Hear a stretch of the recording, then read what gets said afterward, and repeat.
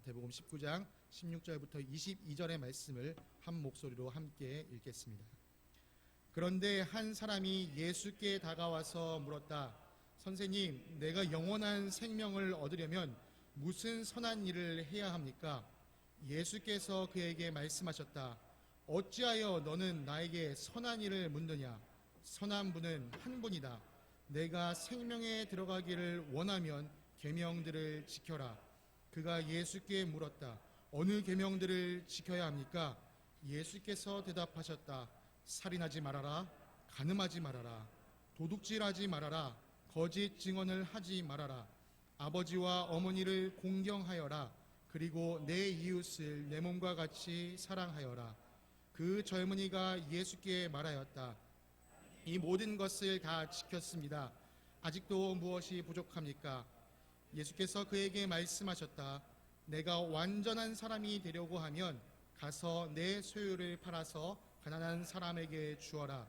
그리하면 내가 하늘에서 보화를 차지하게 될 것이다. 그리고 와서 나를 따라라. 그러나 그 젊은이는 이 말씀을 듣고 근심하면서 떠나갔다. 그에게는 재산이 많았기 때문이다. 자리에 앉으시겠습니다.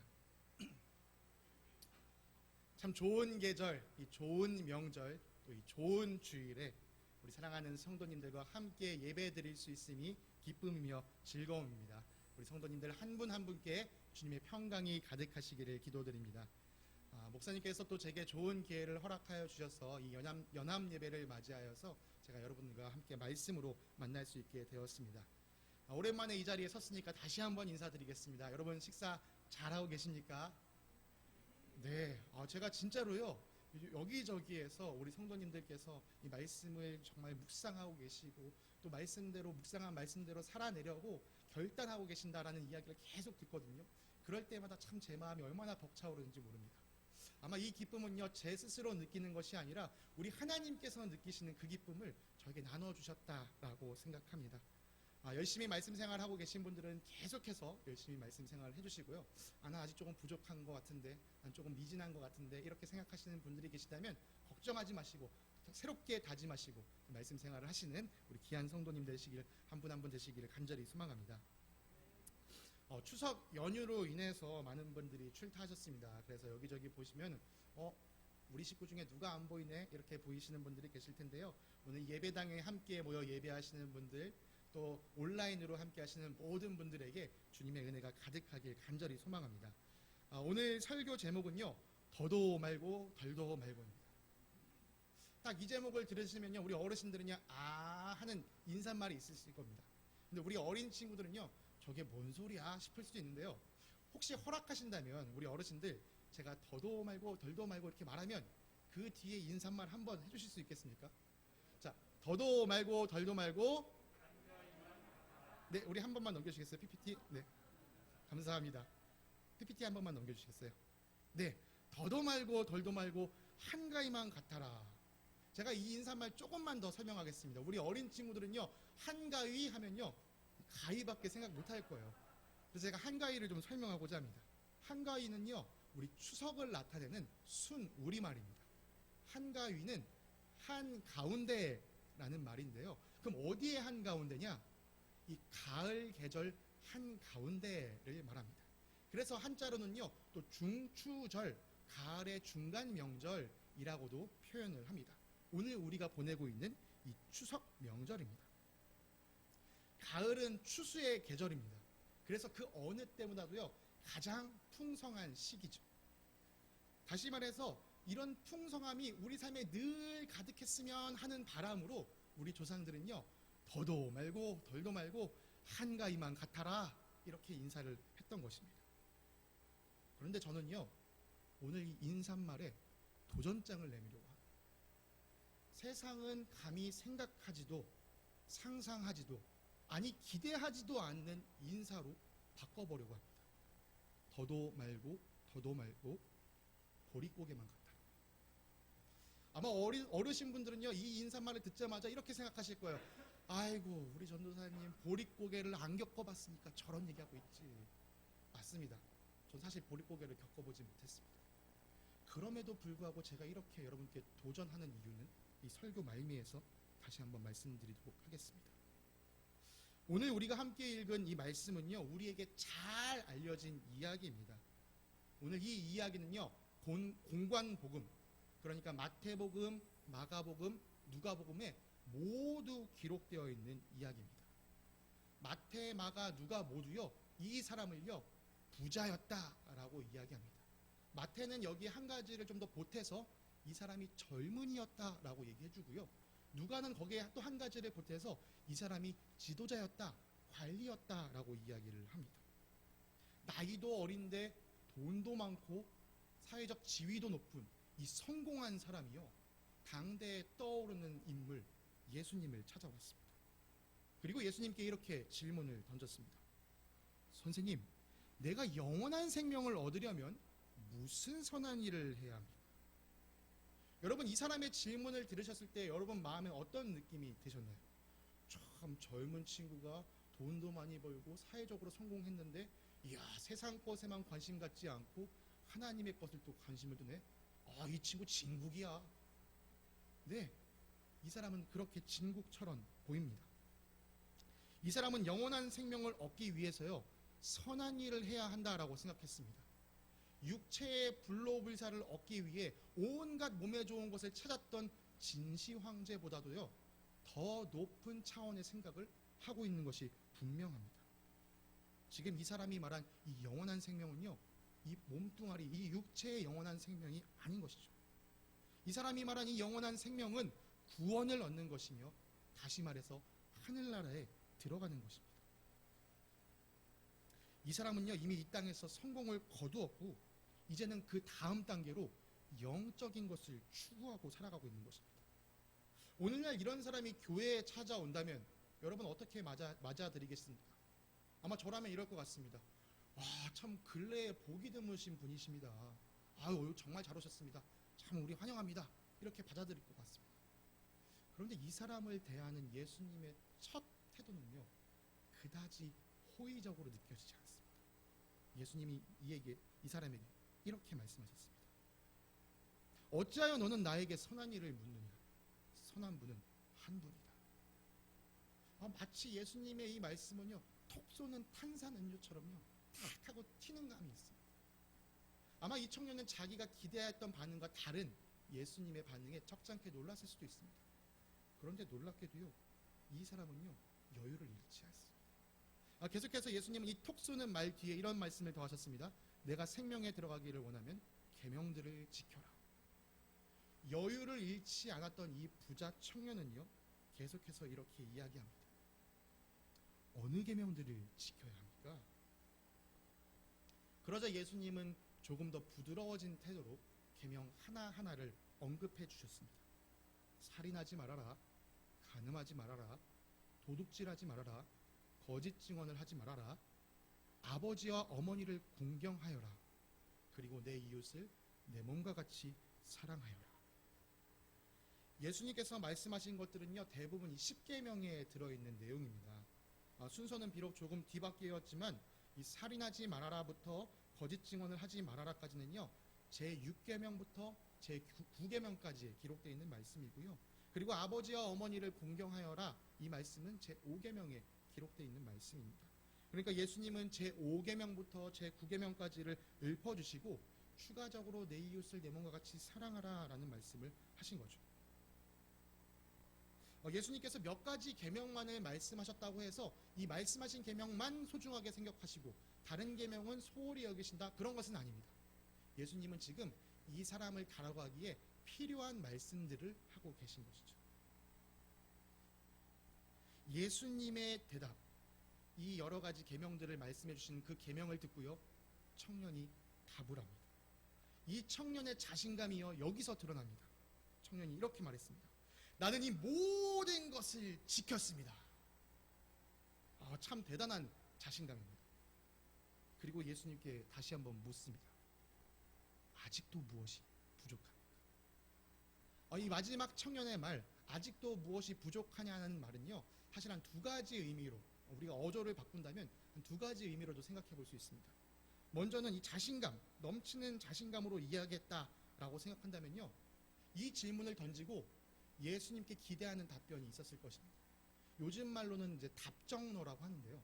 답은 정해져 있고 너는 그걸 말하면 돼. 그게 뭐냐? 이 청년이 아직도 무엇이 부족합니까? 라고 말했을 때는요, 속으로 예수님께서 그래, 너는 완벽하구나. 너는 영생을 얻었다. 이렇게 대답해 주실 것을 기대했을 수도 있습니다. 한편으로는요, 이 청년이요, 정말 자기 스스로는 모든 것을 다 지켰다고 생각했는데도 불구하고 여전히 자기 안에는 영생이 없는 것 같아서 간절한 마음으로 내가 모든 것을 지켰는데 아직도 나에게 부족한 것이 무엇입니까? 이렇게 묻는 것일 수도 있습니다. 그런데 어떤 식의 질문이었든 이 두 질문에는요, 동일한 마음이 담겨 있습니다. 그것은 무엇이냐? 이 청년은 자기 힘으로 자기 스스로 영생을 얻을 수 있다라고 생각하고 있다는 것이죠. 이 청년은 영원한 생명을 얻기 위해서 자기 스스로의 공로를 의지하고 있었습니다. 보십시오, 예수님, 나를 인정해 주십시오 라는 태도든지, 그래서 예수님, 제가 뭘 더 해야 합니까? 라는 태도든지, 이 둘 다 모두 자기의 공로를 의지하고 있는 말이라고 할 수 있습니다. 아직도 무엇이 부족합니까? 이 청년의 질문에 예수님께서 대답해 주셨습니다. 예수님은 이 사람을 진국으로 보이게 했던 그 모든 포장지를 드러내시고 그 마음 깊숙이 있는 우상을 찌르셨습니다. 내가 완전한 사람이 되려고 하면 가서 내 소유를 팔아서 가난한 사람에게 주어라. 그리하면 내가 하늘에서 보화를 차지하게 될 것이다. 그리고 와서 나를 따라라. 내가 완전한 사람이 되려면, 여러분, 이 말뜻은 무엇이죠? 세상 사람들은 이 성공한 청년을 완전한 사람이라고 봤지만 예수님은 이 사람을 지금 완전한 사람으로 보지 않은 것입니다. 완전한 사람으로 보지 않았기 때문에 완전한 사람이 되려면 이라고 말씀하신 것이죠. 마치 제 아내가 저에게 좀 더 멋있는 사람이 되려면 살 좀 빼십시오, 이렇게 말하는 거랑 비슷합니다. 제가 만약에 근육질의 탄탄한 몸매를 가지고 있다면 그런 말 하지 않겠죠. 근데 저도 인정합니다. 제가 좀 살을 빼야 된다는 걸 인정하고 있습니다. 각설하고 다시 예수님의 말씀으로 돌아가겠습니다. 예수님도 이 청년이 완전하다라고 여기지 않으셨기 때문에 이런 말씀을 하셨습니다. 그러면 예수님이 요청하시는 완전함은 무엇일까요? 그 완전함을 이해하려면요, 이어지는 예수님의 말씀을 우리가 주의 깊게 살필 필요가 있습니다. 예수님은 이렇게 말씀하셨습니다. 가서 내 소유를 팔아서 가난한 사람에게 주어라. 그리하면 내가 하늘에서 보화를 차지하게 될 것이다. 그리고 와서 나를 따라라. 예수님은 이 완전해 보이는 부자 청년에게 감추어 있던 우상을 건드리셨습니다. 네, 그것은 이 사람이 가진 소유, 재물이었습니다. 이 사람의 참 주인은요, 바로 이 재물이었습니다. 종종 이런 말씀을 하시는 분들이 계십니다. 지갑이 두둑해야 마음도 두둑하다. 주머니가 여유로워야 마음도 여유롭다. 이게 다 무슨 얘기죠? 물질이 넉넉해야 우리의 마음, 우리의 태도 역시도 넉넉해질 수 있다는 말입니다. 삶의 경험으로 보건대 이것이 완전히 틀린 말은 아닌 것 같습니다. 월급 받기 전주와 월급 받은 후의 마음가짐은요, 너무나도 다릅니다. 물질의 넉넉함은요, 우리 마음에 여유를 줄 수 있습니다. 우리 마음이 여유로우면 어떻습니까? 내 주변 일들에 대해서요, 관대해질 수 있습니다. 그리고 그런 모습은요, 다른 사람들에게 내가 착한 사람처럼 보이게 할 수 있습니다. 그런 점을 생각해 봤을 때 아마도 이 부자 청년이 다른 사람들과 비교하여서 더 나아 보이는 삶을 살 수 있었던 것은 이 청년이 다른 사람보다 도덕적으로나 혹은 종교적으로나 혹은 영적으로나 더 뛰어난 사람이었기 때문이 아니라 어쩌면 이 사람이 다른 사람들보다 그냥 좀 더 물질적으로 넉넉했던 사람이었기 때문일 수도 있습니다. 그러니까 지금까지 이 청년이 선하게 살 수 있었던 것, 또 스스로 내가 앞으로 얼마나 더 선한 일을 할 수 있다라고 당당하게 자신감 있게 이야기할 수 있었던 것은요, 이 사람이 가지고 있는 재물을 의지하고 있었기 때문이라고 말할 수 있는 것이죠. 물론 그렇다고 해서 이 사람 마음에 어떤 종교적인 열심이나 선한 양심이 전혀 없다고 말하는 것은 아닙니다. 이 사람 마음 가운데 열심도 있고 양심도 있고 더 나아가 하나님을 바라는 마음도 있었을 것입니다. 그렇지만 이 사람의 중심에는 재물을 의지하는 마음이 더 강하게 자리 잡고 있었다는 것이죠. 겉으로 보기에 이 사람은 하나님을 잘 따르는 사람처럼 보일 수는 있었겠으나 그 마음 깊은 곳에서는 하나님보다 재물을 의지하고 있는 마음이 있었던 것입니다. 우리가 그것을 어떻게 알 수 있을까요? 그것은요, 그가 예수님께서 말씀을 하신 이후에 보인 태도에서 알 수 있습니다. 그는요, 예수님의 말씀을 듣고 근심하면서 떠나갔습니다. 왜냐하면 그에게 재산이 많았기 때문이죠.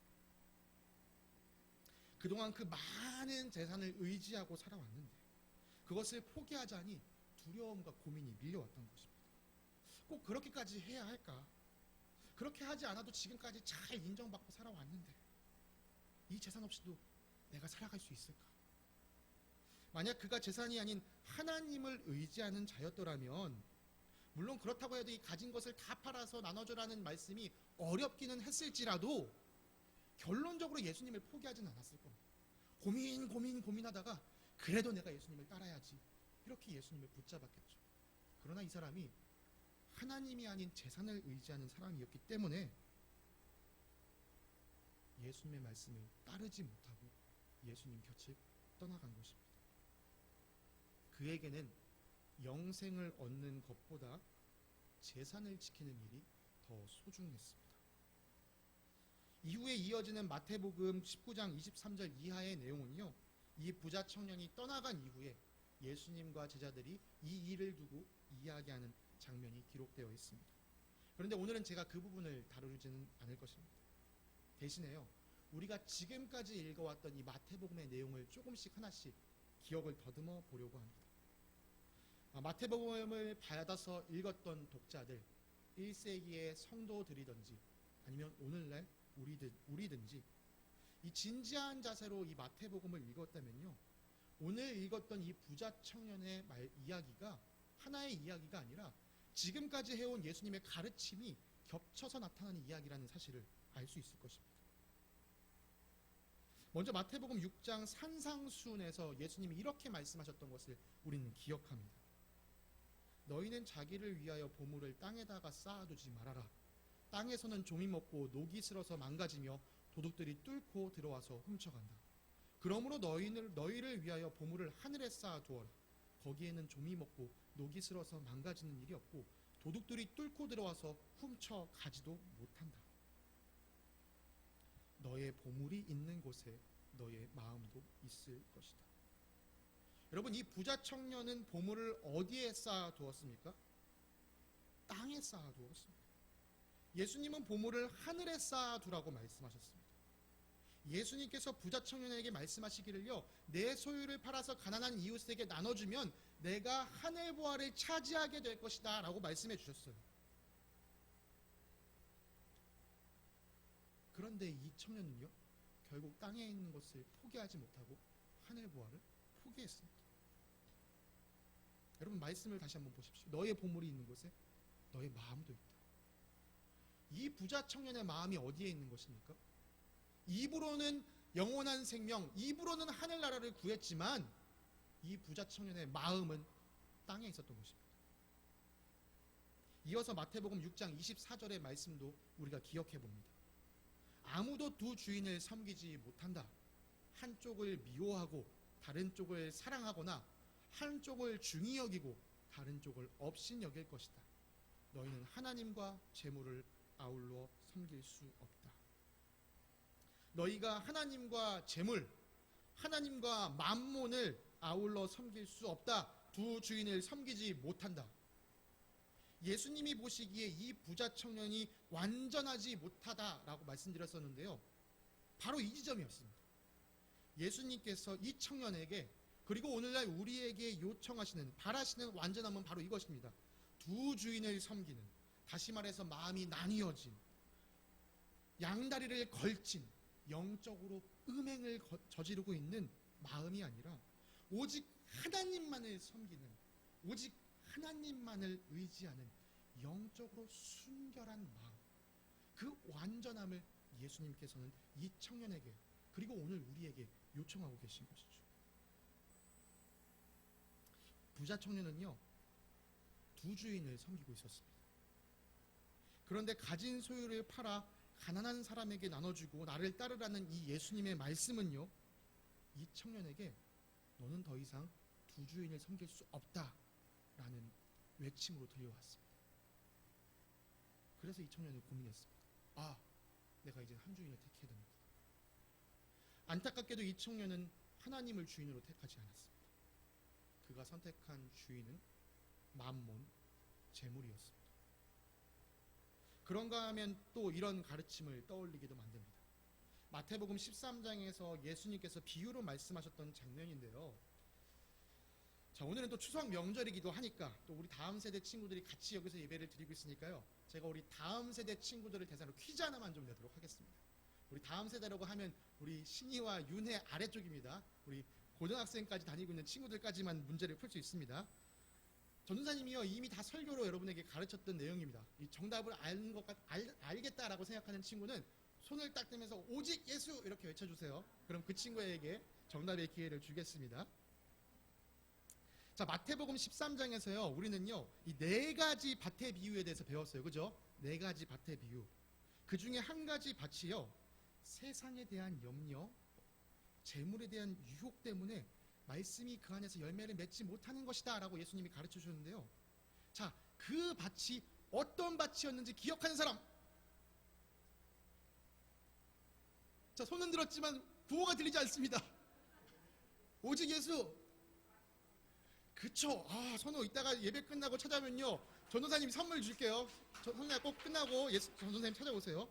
맞습니다. 선호가 잘 기억하고 있었네요. 가시덤불 같은 마음, 그 마음을 가진 것은 사람은요, 이 말씀을 듣기는 하지만 세상의 염려와 재물 유혹 때문에요, 말씀이 그 안에서 열매를 맺지 못한다라고 예수님이 말씀하셨습니다. 그러면 이 부자 청년의 마음밭이 어떠하다라고 우리가 얘기할 수 있나요? 가시덤불 같구나 라고 이야기할 수 있습니다. 여러분, 이 가시, 이 세상의 염려, 특별히 이 재물의 유혹 때문에요, 이 사람은요, 말씀의 계명들을 듣고 잘 지켜 행했지만요, 결국에는 그 가시에 찔려서 열매를 맺지 못하고 영원한 생명을 놓아버렸습니다. 그리고 한 가지 더 떠오르는 가르침이 있습니다. 바로 마태복음 13장 44절의 말씀인데요. 하늘나라는 밭에 숨겨놓은 보물과 같다. 어떤 사람이 그것을 발견하면 제자리에 숨겨두고 기뻐하며 집에 돌아가서는 가진 것을 다 팔아서 그 밭을 산다라는 비유입니다. 앞서 말씀드리기를 이 영원한 생명을 얻고자 하는 것이요, 구원을 얻는 것이다 라고 얘기했고요, 다시 말해서 하늘나라에 들어가는 것이라고 말씀드렸습니다. 이 부자 청년은 하늘나라에 들어가기 위해 자신의 전 재산을 내어놓는 일에 실패했습니다. 이건 무엇을 의미할까요? 먼저는요, 이 청년의 계산법에는, 이 청년의 셈법에는요, 자기가 가지고 있는 소유가 하늘나라보다 훨씬 더 가치 있다라고 있는 것입니다. 여러분, 우리가 언제 값을 지불하나요? 이 정도면 뭐 괜찮다, 이 정도면 내가 이 정도 비용을 지불하는 게 적당하다라고 생각할 때 값을 지불합니다. 만약에 내가 생각하는 것과 터무니없이 값이 비싸면요, 물건이든 서비스든 구매하지 않습니다. 그러니까 이 청년이 지금 자기가 가진 소유가 하늘나라보다 더 중요하다고 생각했기 때문에 이 청년은 값을 지불하지 않은 것입니다. 다시 말하면요, 이 청년은 영생에 대해서 들어서 알았지 그 참된 가치를 발견한 사람은 아니었던 것이죠.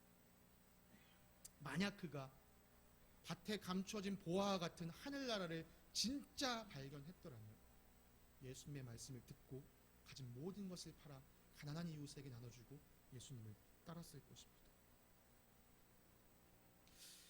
결국 이 모든 것을 종합해서 이야기하면요, 이 부자 청년에 대해서는 이렇게 이야기할 수 있습니다. 이 청년은 겉으로는 영생을 추구하는 것처럼 보였으나 실상은 그것이 무엇인지, 그 가치가 어떠한지 전혀 알지 못하는 사람이었습니다. 그래서 그는 영생을 얻기 위한 값을 지불할 용기를 내지 못했습니다. 그는 보화가 묻힌 밭에 묻혀 있는 이 보화를 발견하지 못한 사람이었습니다. 그가 누리고자 했던 것은 땅의 것이었지 하늘의 것이 아니었습니다. 그의 마음밭은 가시덤불로 가득 뒤덮인 사람이었습니다. 그의 마음은 재물에 대한 욕심이 깊이 자리 잡고 있었습니다.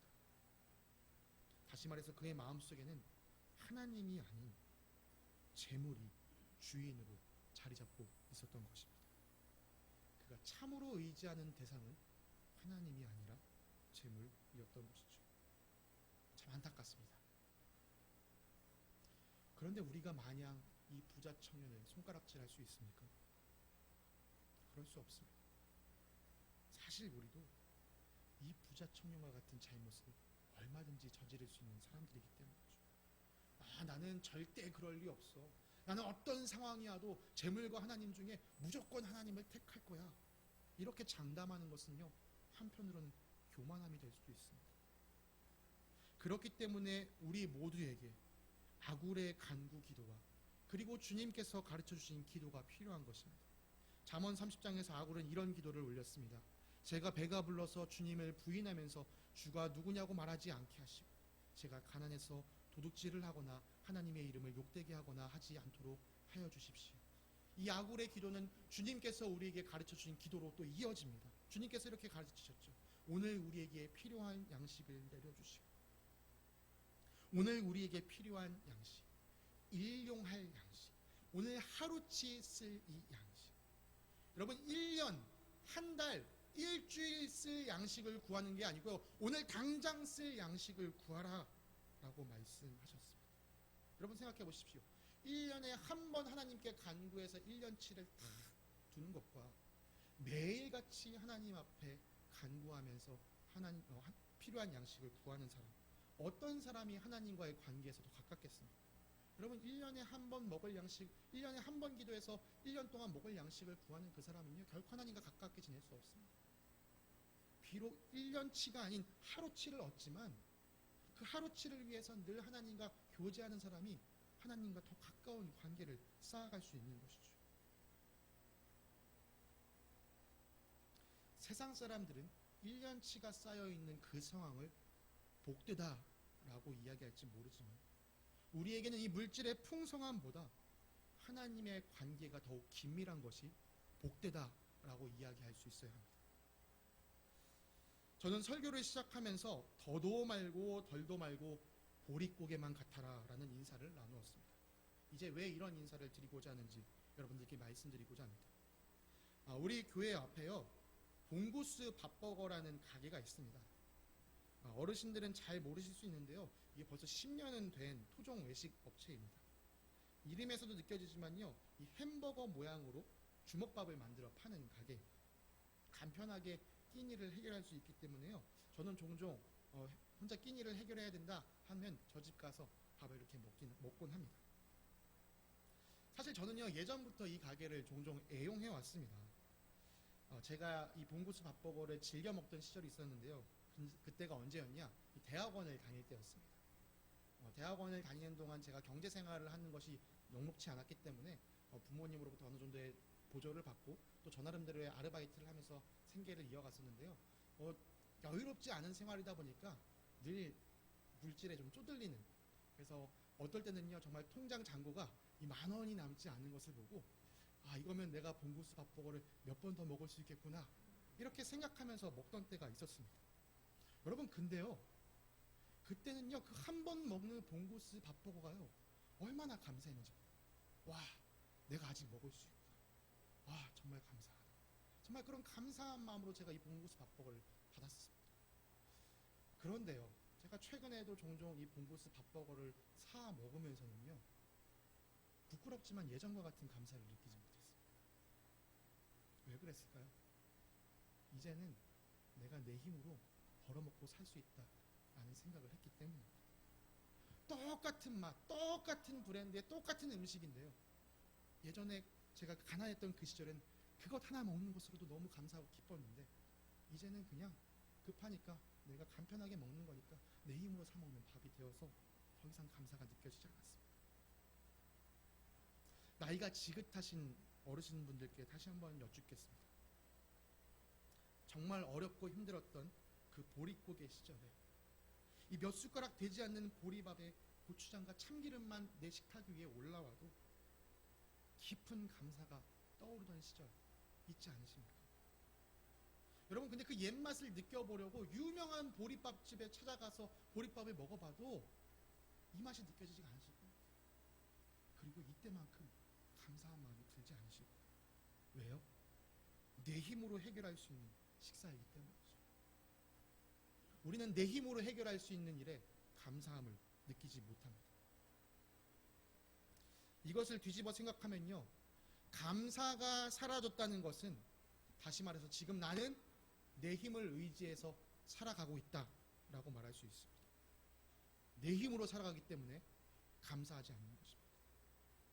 그런데 나를 돌보시는 분이 계시다, 내가 그 은혜로 인하여 살아가고 있다, 내가 그 은혜 없이는 살 수 없다 라고 생각한다면요, 그 사람은 은혜를 베푸시는 분께 감사하며 살아가게 될 것입니다. 그분을 의지하고 살아가기 때문이죠. 제가 지난 한 주 동안, 그리고 앞으로 이어질 한 주 동안요, 우리 주일학교 친구들을 만나려고 하고 있습니다. 이미 지난 한 주 동안 우리 주일학교 친구들을 만났고, 또 다가오는 한 주에도 우리 주일학교 친구들을 이제 만나려고 하는데요. 제가 우리 아이들의 이제 학교나 이렇게 집 근처에 방문해서 아이들과 이렇게 맛있는 간식을 사 먹으면서 아이들의 삶을 들어보고, 또 아이들과 이런저런 이야기를 나누었습니다. 우리 아이들과 간식을 사 먹기 위해 아이들이 뭘 좋아하는지 물어보고, 뭐 빵을 먹기도 하고, 또 뭐 닭강정을 먹기도 하고, 또 햄버거를 먹고 이랬었는데요. 요즘 뭐 아이들이랑 뭐 하나 먹으려고 해도요, 돈 10,000원이 사실 훌쩍 막 넘어갑니다.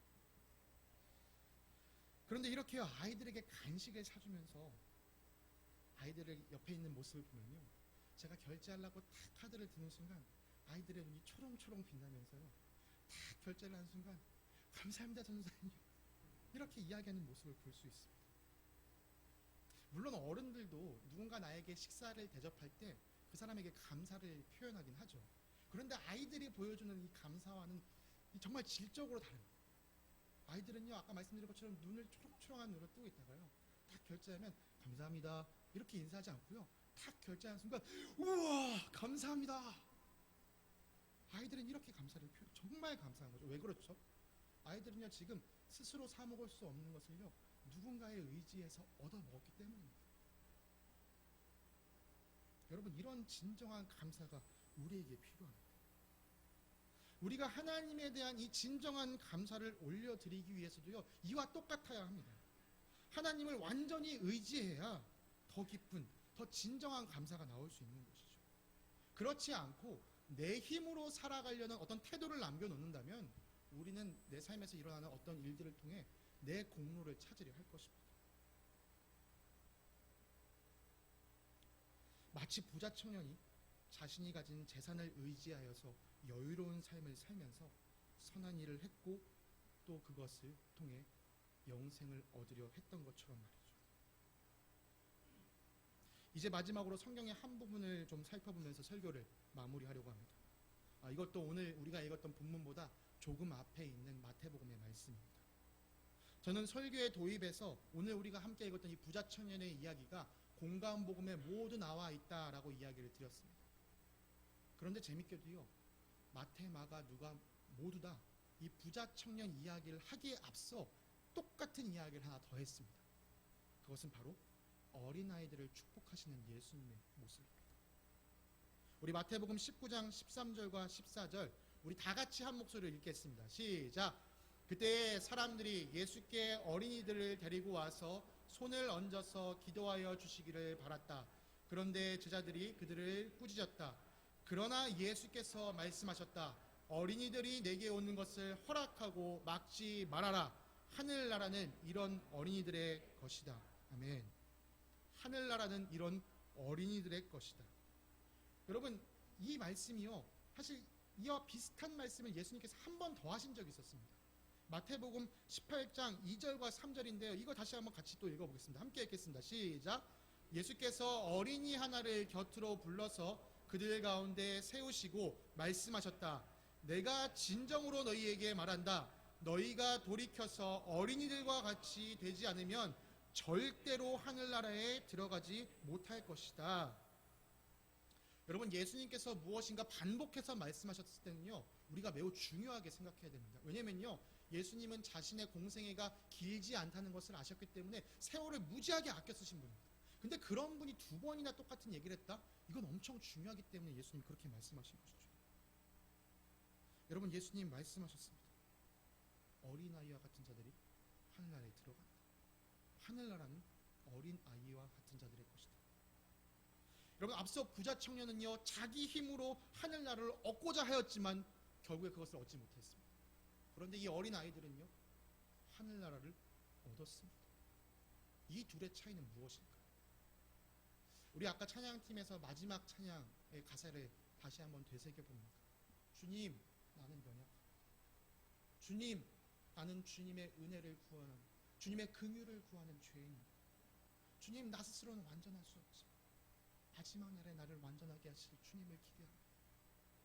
여러분, 부자 청년은 스스로 완전해질 수 있다고 생각했습니다.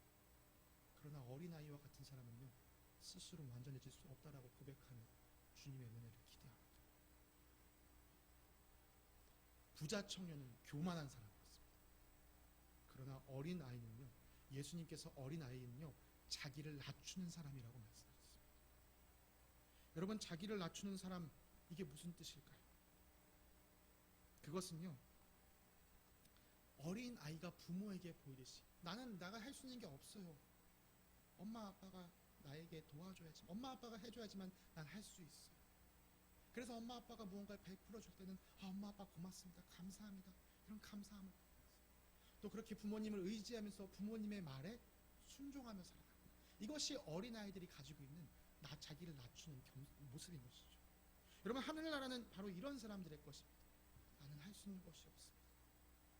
나는 정말 주님의 은혜가 아니고선 살아갈 수가 없습니다. 내가 그래서 주님만을 의지합니다. 주님께서 베풀어 주시는 은혜에 감사하며 주님, 내가 주님께만 순종합니다. 여러분, 마태복음은 이런 마음에 대해서 가난한 마음이라고 가르쳤습니다.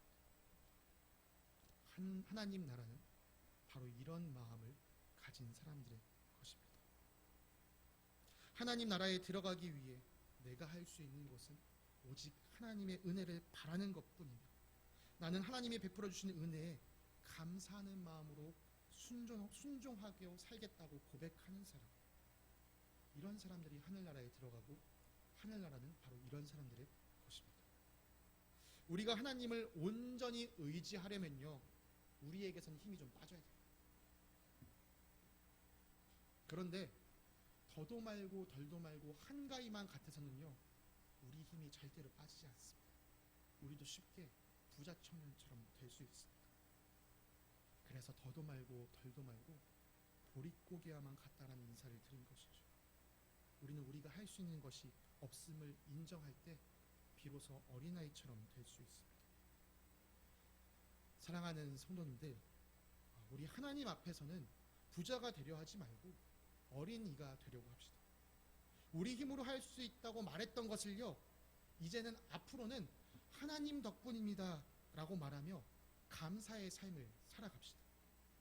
우리 생각대로 판단하며 내 삶의 주인이 되어서 내 마음대로 행동하고 판단했던 그 모든 것들을 내려놓고 하나님만을 의지하며 그분의 다스림을 받고 순종하는 삶을 살아갑시다.